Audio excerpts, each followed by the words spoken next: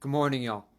You ever read something and then you just can't get it out of your mind? Like you're reading it, um, and then it just lingers with you and it starts pissing you off. Well, I had this experience a couple days ago. I read this article. Let's see if you can read it. Um, it's called 6 Months Off Meds. I Can Feel Me Again. And in tweets about abandoning psychiatric medication for his art, Kanye West promotes a dangerous myth about creativity. Now, here's the thing. I'm diagnosed with bipolar disorder, the same thing that Kanye West is, and the same thing that a lot of people are diagnosed with.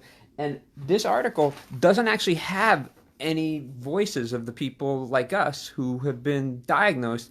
It's a bunch of psychiatrists, and there's this psychiatrist who, his name is oh,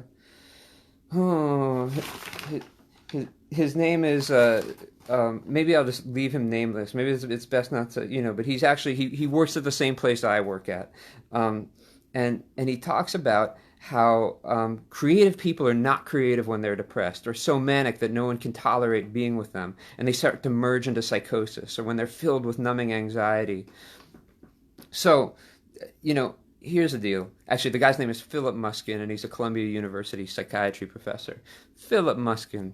It pisses me off that you could make these like sweeping statements about people like us, about like how we are when we're creative or not creative. Because the fact is, you're not the one experiencing the things. You're a psychiatrist. No matter how many people come into your office diagnosed with the thing that I'm diagnosed with and talk to you, they're not going to be the like. You're not actually in a position to be able to speak for people like us.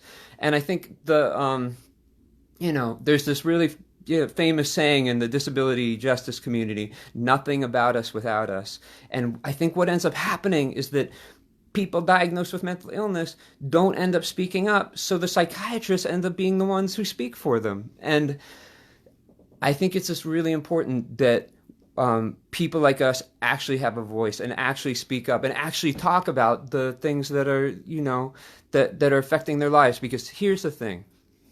I think it's actually really dangerous when psychiatrists make sweeping statements about people who've been diagnosed with serious mental illness, because there's so many different kinds of life experiences. There's so many different kinds of ways that we can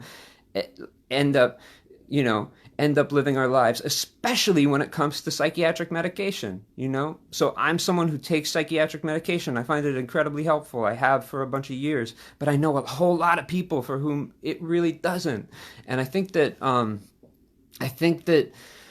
we just need to carve open more space. And so, Kanye West is kind of a clown, and he, that guy, can talk about his superpowers, and then there can be some Columbia psychiatrist who can write him off and just say that he's crazy. But you know what?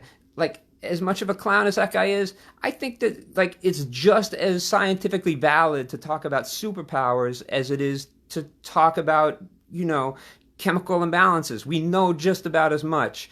And myself, I would much rather be hanging out with people talking about superpowers. And if I was a young person who was like trying to figure out what was going on for me, I would much rather be around people who would help me nurture my gifts rather than try and tame my biological illness. So that's what I got to say.